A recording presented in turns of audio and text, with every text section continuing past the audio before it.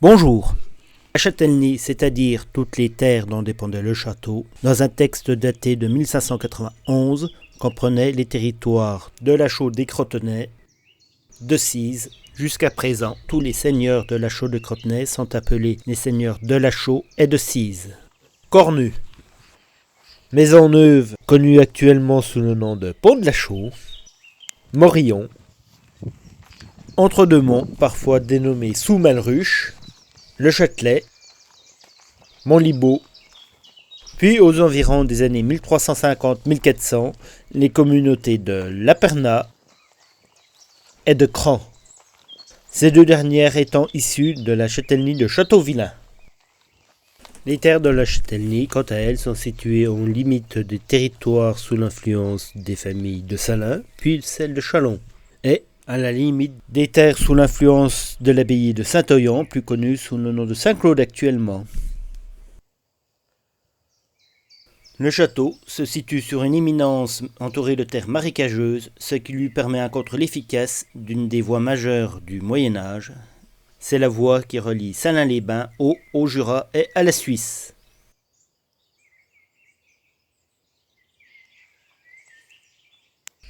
Du point de vue historique, nous commencerons avec Simon de Commercy, haut dignitaire lorrain, qui en 1173 se marie avec Nicole de Salins, dame de Montrivel. En 1186, Simon fait construire Châteauvillain, puis il fait construire, ou plus probablement renforcer, le château de la Chaux-des-Crotenay. Leur fils, Gaucher de Commercy, d'esprit belliqueux, rentre en conflit avec tous les voisins. Gaucher II, en 1286, reconnaît dans le cartulaire de Hugues de Châlons posséder les territoires des Escrotenay.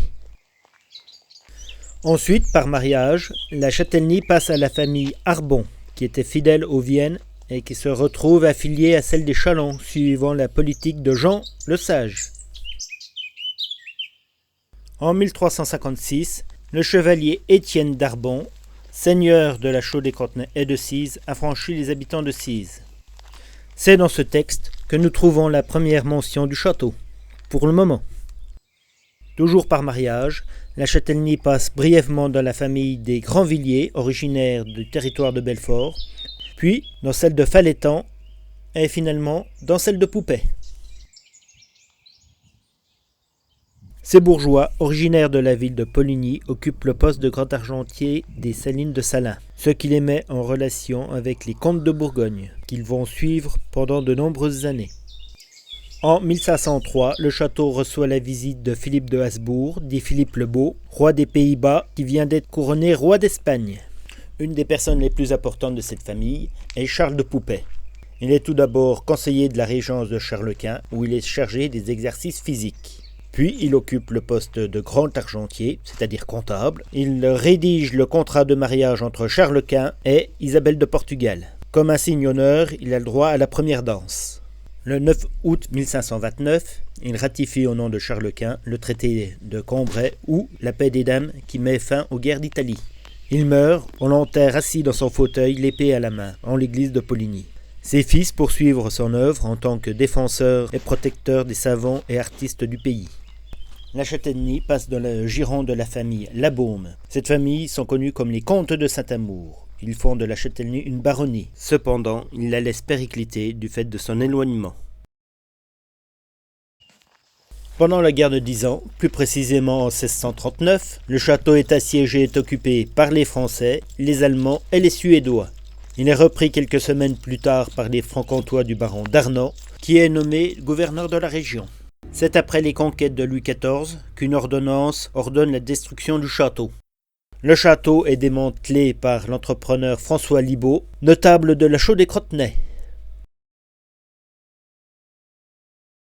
En 1724, la famille Frémiot rachète l'ensemble des terres. En 1726, ils obtiennent la permission de tenir fief. Ce sont en fait les derniers seigneurs. Les terres de la seigneurie sont vendues en 1778 à Jean-Baptiste Guerriot. Elles resteront dans cette famille jusqu'en 2014. Puis c'est la famille Turnier qui en hérite.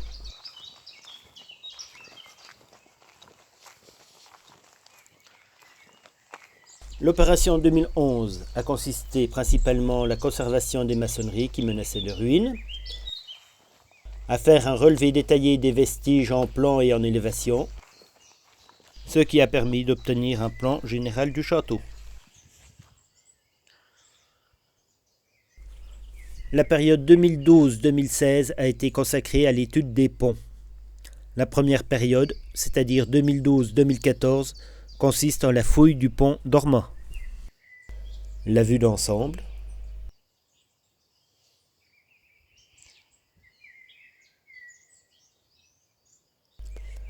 le mur bouclier, détail de la fosse servant à recevoir la partie arrière du pont à bascule.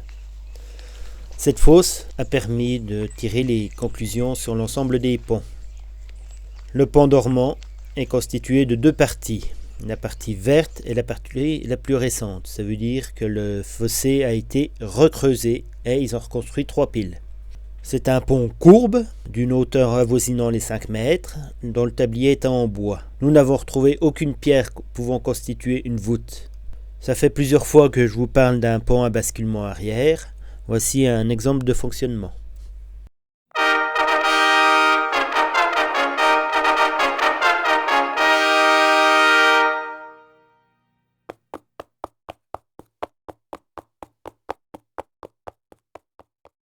Le mur bouclier est composé d'un fronton d'entrée, d'un long couloir qui se termine par une supposée poudrière. L'opération 2017-2020 a consisté en le dégagement de 2 salles. Voici le fameux cliché avant-après. Dans cette salle, nous avons eu le plaisir de découvrir un superbe escalier montant composé de 8 marches. Cet escalier n'a pas été prévu pour cette salle, comme le prouve le non-alignement du moyeu par rapport au mur. De plus, pour pouvoir ouvrir la porte, ils ont été obligés de retailler la première marche. La salle suivante, ou plus précisément les salles suivantes, sont organisées de façon assez complexe. C'est d'ailleurs dans ces salles que nous avons trouvé les plus anciennes occupations du château. Le niveau le plus ancien consiste en une salle dotée d'un sol composé d'un mortier de chaux posé directement sur le terrain. La datation par carbone 14 estime entre 1164 et 1265. Elle comprend une cheminée dont les pierres profondément rubéfiées indiquent une utilisation prolongée d'un feu. Le niveau supérieur consiste en un plancher dont il subsiste 4 solives et 16 planches, datées de la première moitié du XIVe siècle. Début 15e, on démonte une partie du bâtiment, on creuse une cave et on met en place une voûte. La salle est ainsi réaménagée et agrandie. Aux environs de 1485, la voûte de la cave est modifiée, ce qui entraîne un réaménagement de la salle, qui consiste en l'ouverture d'une porte et en l'obstruction d'une autre. Le plancher précédent est recouvert de gravats, sur lesquels on compose un sol de cadette qui est mis en place. L'arrêt de l'enduit mural indique le niveau de circulation. La dernière salle découverte est une salle construite aux environs de 1485 sur la cour pavée. Le sol dallé de cette salle possède un double pendage. De plus, il est étanchéifié. L'évacuation de l'eau se fait par l'intermédiaire d'une demi-bouche à feu qui donne sur une rigole située dans la cour. La campagne de fouille 2022 consistera à finir la cour et à l'étude de la citerne pour connaître la circulation des eaux. En effet, au Moyen-Âge, on distingue l'eau qui roule sur le sol, qui est une eau souillée, par rapport à l'eau des toits qui est stockée dans la citerne.